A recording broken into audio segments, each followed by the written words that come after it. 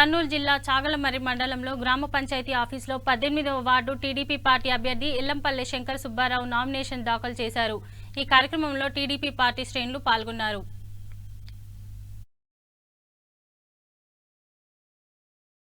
వాళ్ళకి సర్పంచ్ ఎలక్షన్ల చోటు దక్కించుకున్నారు. ఆ ఊరి గ్రామానికి అదేగాక ఆ ఊరిని గ్రామ పంచాయతీగా ఎంపిక చేసుకొని ఈ సంవత్సరం వీళ్ళకు సర్పంచ్ అర్హతతో కలిగి ఉండే వాళ్ళని ఎంపిక చేసుకోవాలని అనుకున్నారు. అదేవిధంగా ఇక్కడ మనతో పాటు సర్పంచ్గా నామినేషన్ చేశారు.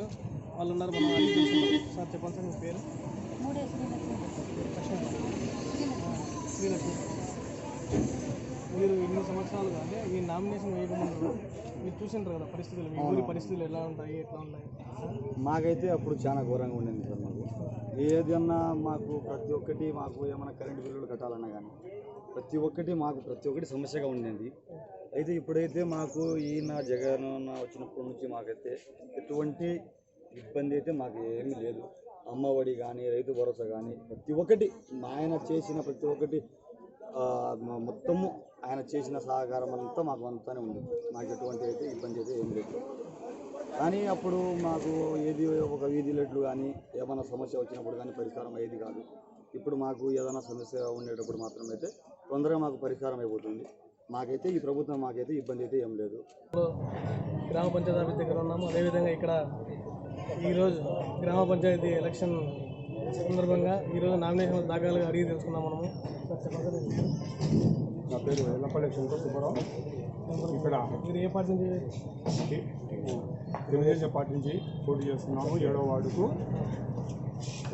మనకు గడిచిన 5 ఏళ్ళ ఎలక్షన్లో కూడా అప్పుడు కూడా టీడీపీ పోటీ చేసి గెలిచి ఉన్నాము.